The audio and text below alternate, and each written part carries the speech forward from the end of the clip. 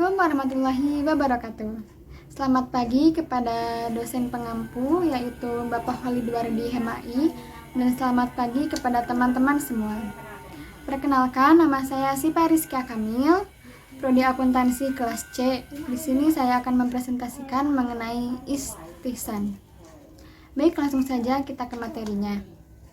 Ihtisan, pengertiannya dari etimologis yaitu menganggap sesuatu itu baik. Dan menurut terminologis, ihtisan adalah meninggalkan kias dan mengamalkan yang lebih kuat dari itu, karena adanya dalil yang menghendakinya serta lebih sesuai dengan kemaslahatan umat manusia. Adapun pengertian ihtisan menurut istilah usul fikih, Imam Al-Ghazali berpendapat dalam kitabnya yaitu Al-Mustafa, ihtisan berarti semua hal yang dianggap baik oleh mujtahid menurut akalnya. Juga Al-Hasan Al-Turki Al-Hanafi berpendapat bahwa ihtisan adalah perbuatan adil terhadap kemaslahatan hukum dengan memandang hukum yang lain karena adanya sesuatu yang lebih kuat yang membutuhkan keadilan. Di sini juga terdapat dalil mengenai ihtisan. Terdapat dalam Al-Quran dan hadis. Dalam Al-Quran surat Al-Jum'ah yang berarti yang mendengarkan perkataan lalu mengikuti apa yang paling baik di antaranya, mereka itulah orang-orang yang lebih diberi Allah petunjuk, dan mereka itulah orang-orang yang mempunyai akal.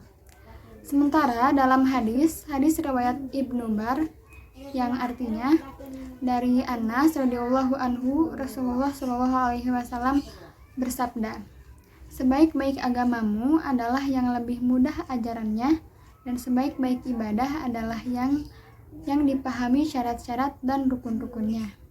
Selanjutnya adalah macam-macam istihsan. Ada 6 macam yang digolongkan dalam istihsan. Yang pertama adalah istihsan bi'al-nas.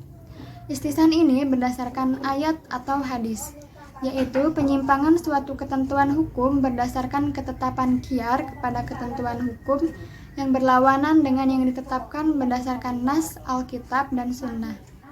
Kedua adalah ihtisan bi'al-ijma.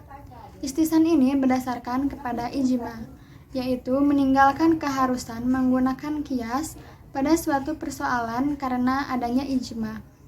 Ketiga adalah ihtisan bi'al-qiyas al-kafi. Ihtisan ini berdasarkan qiyas yang tersembunyi, yaitu memalingkan suatu masalah dari ketentuan hukum qiyas yang jelas kepada ketentuan qiyas yang samar, tetapi keberadaannya lebih kuat dan lebih tepat untuk diamalkan. Dan keempat adalah ihtisan bi'al-maslahah. Ihtisan ini berdasarkan kemaslahatan. Misalnya, kebolehan dokter melihat aurat wanita dalam proses pengobatan. Menurut kaidah, tentu seseorang tidak boleh melihat aurat dari orang lain. Tetapi dalam keadaan tertentu, seseorang harus melihat bajunya, harus membuka bajunya untuk pengobatan. Maka untuk kemaslahatan orang itu, maka menurut kaidah ihtisan, seorang dokter dibolehkan untuk melihat aurat wanita yang berobat kepadanya. Kelima adalah ihtisan bi'al-uf. Ihtisan ini berdasarkan pada kebiasaan yang berlaku di umum, seperti penyimpangan hukum yang berlawanan dengan ketentuan qiyas karena adanya urf yang sudah dipraktekkan dan sudah dikenal dalam kehidupan masyarakat. Keenam adalah ihtisan bi'al-darurah. Ihtisan ini berdasarkan darurah, yaitu seorang mujtahid meninggalkan keharusan memberlakukan qiyas atau sesuatu masalah karena berhadapan dengan kondisi darurat dan mujtahid berpegang kepada ketentuan yang mengharuskan untuk memenuhi hajat. Sekian materi yang dapat saya sampaikan, kurang lebihnya mohon maaf. Semoga teman-teman mengerti, dan wassalamualaikum warahmatullahi wabarakatuh.